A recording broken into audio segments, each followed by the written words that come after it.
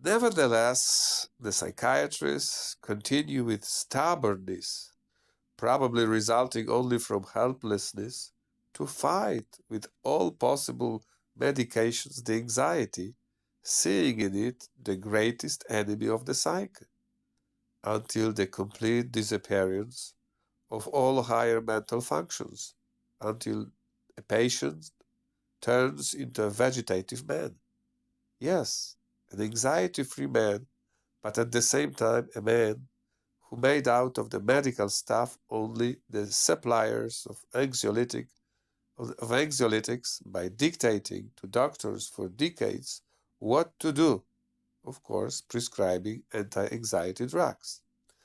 Well, the system, apart from the constant supply of such substances, ensures a minimum subsistence level. What an incredible system based on psychological pseudoscience.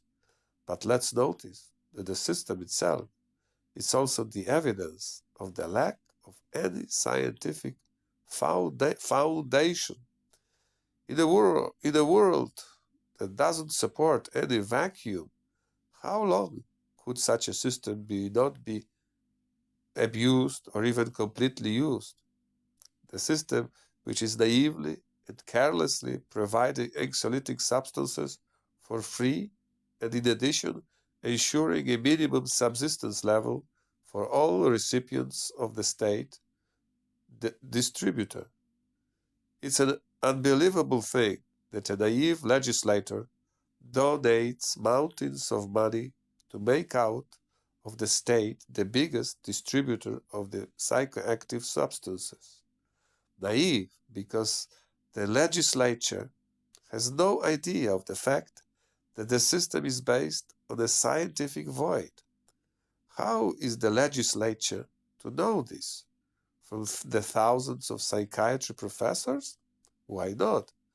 Could there not be a single honest among thousands of psychiatry professors who would admit that the psychiatry professorship is not the same as a professorship in other branches of medicine, because you cannot be a professor of pseudoscience? No, that's not the reason. The so-called professors of psychiatry are just as honest as professors of all other fields of science. The thing is about something else. Now you don't become a professor in the recognition of your merits in search of the truth, scientific truth. Unfortunately not. Although maybe someone still believes it. The professors are produced. The universities produce them. And why do the universities produce professors? It's obvious.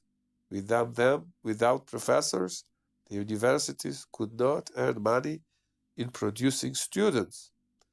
And what do professors teach their students? They teach what was and what is. After all, you cannot teach what will be. In other words, university professors are guardians of the existing state of the knowledge and of the ignorance of science, making sure that all erroneous theories of the past are passed on to the next generation of scholars. Despite the university and its professors, the real science develops outside of universities. Yes, but it has to be science, not pseudoscience. The pseudoscience inside or outside universities is still pseudoscience. Hence the tragedy of the psychiatry, because it's a pseudoscience. The psychology the same. In my earlier books and in these lectures that you have heard, I have clarified this point.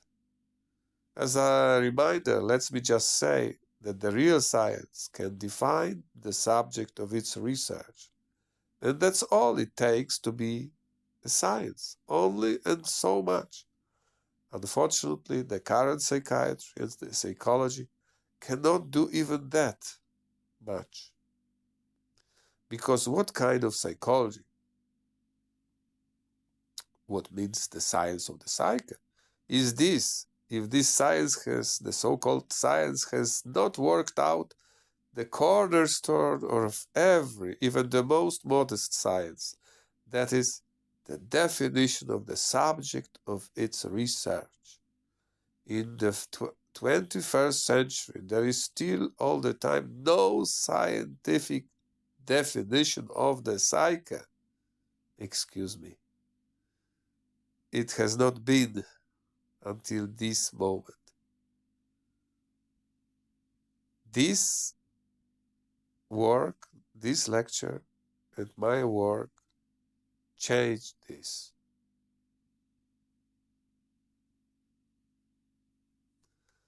I thank you very much for your attention.